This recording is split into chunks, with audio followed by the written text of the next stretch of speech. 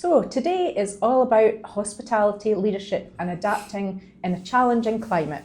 And I'm joined by Bruce Sheridan, General Manager at Forbes of Kingennie Country Resort and Chair of the Angus Tourism Cooperative. Across his career, Bruce has held senior operations and transformation leadership roles, leading major change programmes, streamlining processes and building high-performing teams.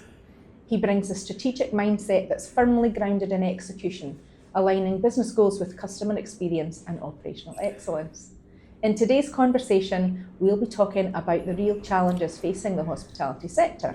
Right now, that's anything from rising living costs and national insurance changes to minimum wage pressures, and how businesses can continue to deliver great experiences in the face of these pressures.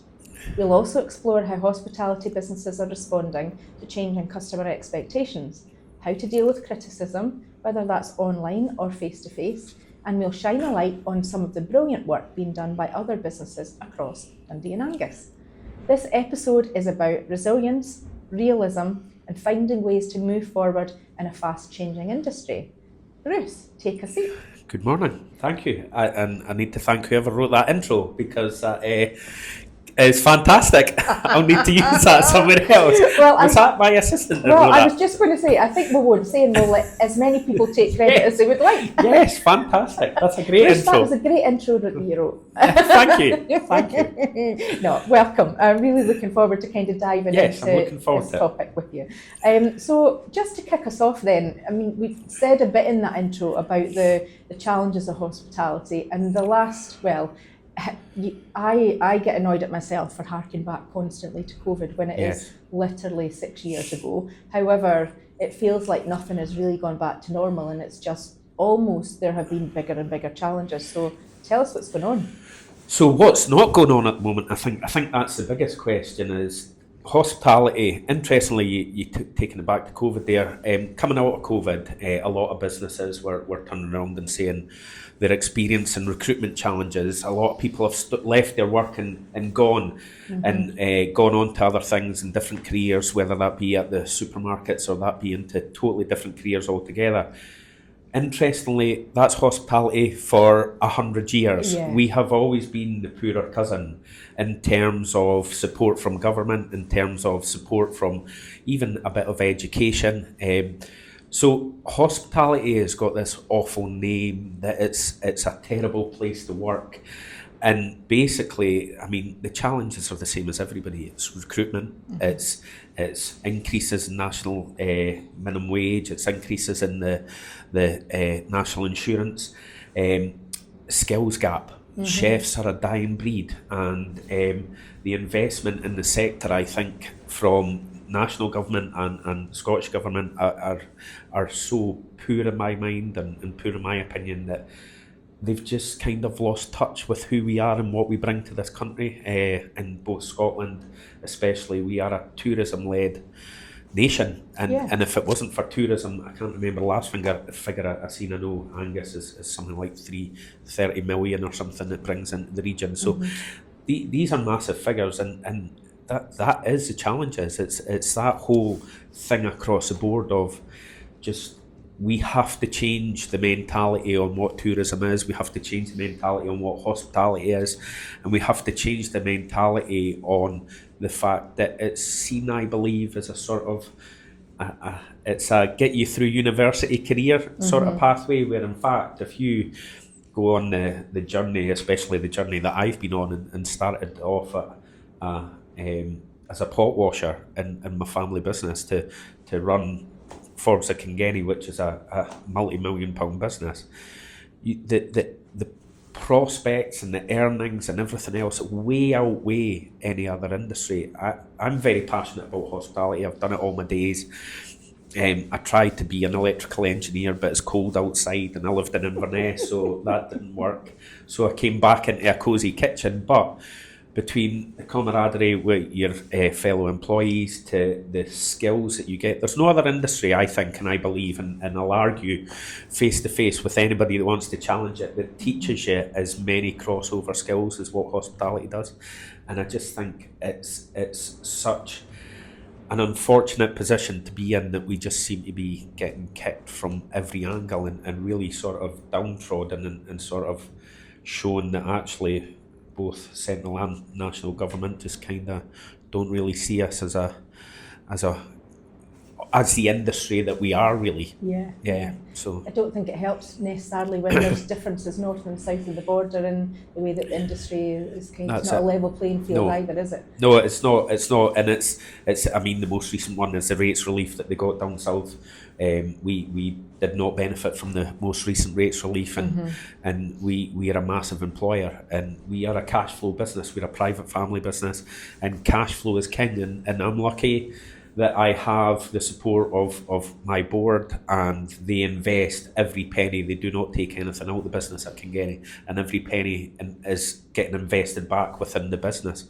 So I'm lucky in that sense. But there's a lot of hospitality businesses, good hospitality businesses out there, that just do not have that support. I know that your business does some amazing things with technology, and we've also talked about, some of the challenges of being a very customer-facing industry. Yes. And obviously retail, I think the Chamber is very lucky we have got really lovely customers. And I remember somebody saying to me recently, you guys are in a nice position where your customers really like you.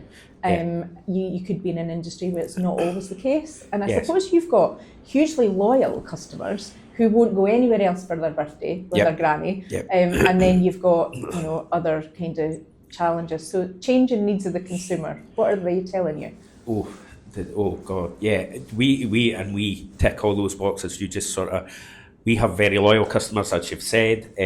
We have an older clientele, ladies at lunch, retired people. Obviously, we have golf members, we have fishermen, we have, so our changing needs are not the standard hospitality changing needs. But I think, and to use a phrase that my boss uses a lot, is if you're standing still, you're going backwards. So I think the changing needs is people want more for their money nowadays. That is, it's costing more to go out, which is again in tune to the rising costs that the businesses are facing. So people expectations are that much higher. Christmas Day, we've just had, although this will be going out, as you say, a bit later on, but Christmas is not long past, and the expectations, because people have this perception of they pay double the price on Christmas Day, so they expect double the standards, but they don't understand that the reason they're paying double the price is we are having to pay our staff double the price, essentially. So it's this whole thing of their expectations have changed. It's not so much they want the same thing. As you say, we've got a loyal fan base, we've got a loyal customer base. They come up, we've had people that have been christened, they've then came back for their first, second birthdays, they've then came back for their 18th birthday, they've then got married with us. So we have full cycle families that are going through generation after generation. One of our own staff got married at our resort just last year or the year before, and her mum and dad got married there. So we've got generational return. So it's the change in needs are just every single day. But I'd say the biggest change is the expectation. Is people want more for their money, but with staffing shortages, with the rising costs, we've had to cut back on the amount of staff that we have on shift and stuff. So it's hard to balance that expectation change. But I think you've got to reinvent the wheel all the time. I know we've got a massive project. It's nearly £500,000 bar extension and the installation and introduction of a new pizza kitchen that we're going to be doing this year sometime. We've got everything in place for it. We've got the planning, which another roadblock that you can experience in hospitality is, and every other industry is planning restrictions, but we've got that there. So it's thinking about the customer base as well. So our goal is, the people with money right now seem to be the teenagers, and they're the ones that are still staying. And I'm saying teenagers, I'm talking young 20-year-olds that are still at home, going through university, can't afford to get their own accommodation because of the cost and how hard it is. to even get that. Dundee is lucky in the sense that they've got so much student accommodation, but we've got people that are away nationally all over the country but still stay at home at the weekend. So we are looking to attract that sort of younger base that's coming in, hence the pizza kitchen, the sort of dirty food aspect of it. So I'd say that's the two things. It's not even, it's looking at your customer base and seeing, is there another area you can tap into to really drive your business and sort of make that grow, essentially. Yeah. And keyboard warriors, how do you deal, what's the policy on kind of that sort of stuff? Because that's risen more and more, hasn't it? Yeah, I think it's the same, really. I think you've got to, keyboard warriors, interestingly, we've just gone through, and I won't say too much about the detail to give it away, but TripAdvisor, there's a lot of work going on around Angus Council and TripAdvisor, and it's like, TripAdvisor, interestingly, we had a feedback, was a terrible feedback, one blob, we call them blobs, the little green things, so one blob, and it wasn't pretty, it wasn't great and stuff like that. And interestingly, I went into the person's profile, they've done 32 TripAdvisor reviews and not one of them's positive. Yeah. So I think you've got to look at that as it is these people, you call them keyboard warriors, we call them serial complainers. It's that. It's if I go into somebody's profile, and believe me, we do look at people's profiles when we're looking at any kind of review platform. If we go into these people's profiles and see that they've left 32 negative reviews, we know what they're looking for, which is money off or something in return. So we'll look at that and sort of say, right, let's deal with that in that manner. So you've got to kind of take the sting out of it by not taking it personally, and then look at the person that you're speaking to, understand. And I've dealt with a couple of complaints in the last month, and you speak to them, and it's 9 times out of 10 it's how you handle them. It's not the original complaint. It's the fact that somebody's had an original complaint, and then we failed to handle that properly, or we failed to deal with that. And then once that's not dealt with, people look, they start seeing faults where faults aren't there. And it's things like, we live in the country, and to be criticised for cobwebs around your lodge, it's like, well, I can't help that. So it's sort of taking the personal side out of it, understand what the complaint is, but deal with it properly in the first instance is the key to that. Yeah. So, I mean, you're involved with businesses all across the region, and I know you've got such a brilliant network, and we were talking earlier about just how many great places there are to go and have something to eat, to dine, you know, from all different levels. So, you know, what are the exciting things that kind of you think are putting our area on the map? Well, I think I'm going to be very, very sort of Kingennie loyal here. There's so many businesses out there doing great things. I know another member of yours, Angus Alchemy, we have a great business partnership with and do a lot of stuff with them. They sponsor a lot of events for us, do fantastic things. Toll House Spirits, another company that are bringing new products into the region, bringing their own stuff. We've moved away from Diageo. We've got only local pouring spirits. So these are companies that are, again, not standing still. They're kind of moving forward. I mentioned earlier, and I've already forgotten the name of it, but the St Andrew's place, the Toasty Shack, are moving into Dundee, and I think that kind of shows, and going on to the Tay Cities work that's happening just now around hospitality, is there's other regions moving into the area and seeing Dundee as an investment, seeing Dundee and Angus as a place to open businesses. So lots of great work out there, and lots of great things. I mean, I sit in the chair of Angus Tourism Cooperative. We also have Appetite for Angus as our another group, and I think the stuff that's going on there is exciting and really sort of region led. So that whole Tay Cities kind of region thing is really, we sit on the leadership group of that, and there's lots of things out there, lots of businesses. I think hospitality as a whole, Dundee is thriving at the moment with hospitality. It's really seen some great businesses coming in and opening up.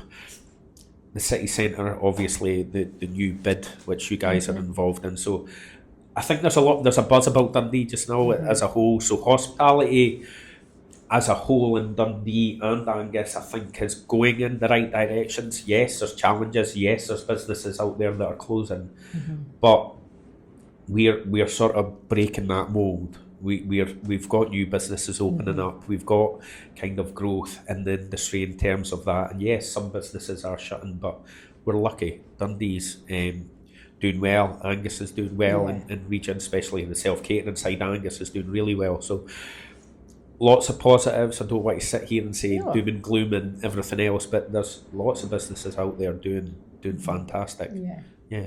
Yeah, it's been really interesting talking about the industry, and I know we could kind of keep going on forever, but we have got some questions we ask all our guests that come on this. So we call them our key questions because, you know, that's where we live, City Key.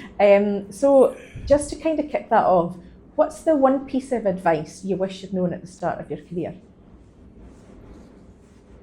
Probably going back to feedback.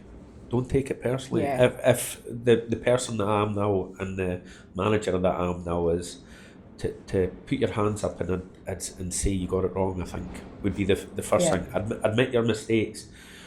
Look at your mistakes, kind of just go back. Hospitality is a fickle industry and you can't please everybody all of the time, and that goes, I think, from your people you're buying off to the people you're selling to the people that you're working for. I came up through the ranks in the breweries and it was a great career pathway for me. So, but if I'd maybe approached that differently and sort of not taking things so personally sometimes, so I think that's probably the best bit of advice I could give. Don't take it personally. Just move on and learn from it. Yeah.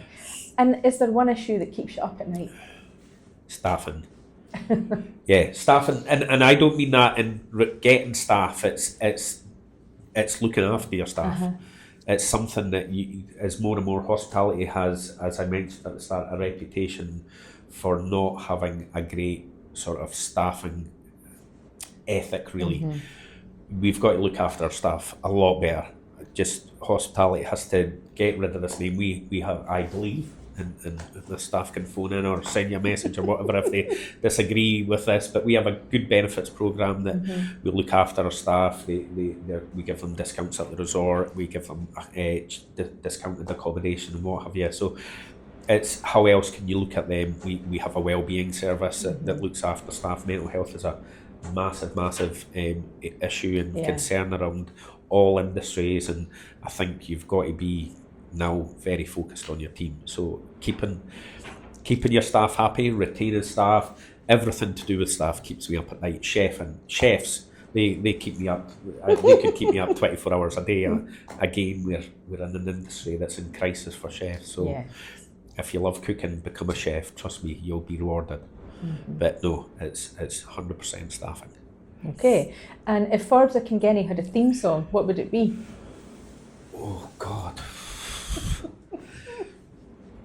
Oh, that's a tough question, and that's one you didn't tell me beforehand. Damn. Staying alive, probably. I think. Yeah, staying alive. I think we've bucked the trend in a lot of ways, and we COVID, to go back to it, and it does. 6 years ago seems like a long time, but it's not a long time in hospitality. It's not a long time in industry. So we invested over £1 million in lockdown. That was a bold move. Yes, I mentioned prior to starting this about I am a king at finding a grant somewhere for the most obscure things. If it wasn't for the grant system and that is one credit that I'll give to both central and main government, was the grants that they put out there. We introduced our glamping section of our resort through that. So that would probably, we're going through another crisis and we're still investing. As I say, that's if we've got new houseboats arriving at the resort very soon. We've got a new fully accessible pod arriving just in 3 weeks. I can't believe it's 3 weeks, which is crazy, which has been a passion project of mine. So that reinvestment, that kind of, so odd song, I can't say it would be on my playlist, but Staying Alive is probably one of the, it's probably a good choice actually, because we've survived a lot of things and we're a very cash is king business. So to get through COVID, to come through the challenges that we're coming through now and still see light at the end of the tunnel, I think is a right song. Testament to doing all the right things. That's it. Keeping investing. Exactly. Oh, that's brilliant. Thank you. Well, As I said, massive thank you for thank joining you. us. It's been really interesting. Yes. I forgot about the boats, the houseboats that Yeah. are coming. Haven't been tempted to go jumping in the pond yet. Oh, the sauna, Scottish sauna, yeah, wild Scottish sauna Yeah, to give them the yeah, feeling. but I know that's, loads of people again, that are that's doing it. another great business that's thriving and right across sort of Tay region and Tay Cities region. So yeah, I've not done it either. I'll put my hands up, and I don't intend to. My wife keeps saying, "Shall we go up to the sauna and do that?" And it's like, no. I'll hold your jumper. I'm not jumping in. I love the sauna. Sit in the cozy sauna, fantastic. I'm not jumping into the pond. No, it's not for me. And there's nothing in there for anybody that's wanting to try it. There is nothing in the pond that will touch it. Okay. Anything you feel on your feet is just weeds. That's it. There might be the odd fish in there, but it's not. There's nothing else in there. I can tell you that. Well, you heard it here first. Yeah. Brilliant. It's been super interesting because it's an honest picture, isn't it? You've given us of what it takes to run a hospitality business, but also one that's not standing still, that's very firmly looking at the future, looking at the trends in the industry, and just trying to do the next best amazing thing. And balancing rising costs, evolving customer expectations, and the pressure to consistently deliver memorable experiences. It's not just one thing, is it? It's a huge package that you've constantly kind of got to keep on top of. Hospitality is massive, and that's the thing, is we tick a lot of boxes. Just at Kingennie alone, through finance, marketing teams, kind of hospitality teams, its whole thing is just, it ticks all the boxes: accommodation, golf. So it's a tough business, but it's rewarding. Hospitality is one of the most rewarding industries, I think, and I'll challenge anybody to a duel on that. That's a nice quote to finish on. Yes. Love it. So, from navigating criticism to adapting business models and championing collaboration across the region, this conversation highlights the resilience and creativity that define the hospitality sector in Dundee and Angus. It's a great reminder that while the challenges are real, so is the innovation, and that strong leadership and community support make all the difference. Thanks for listening to Take a Seat. There are more episodes coming soon, so keep an eye on our socials to see what's next. Thanks.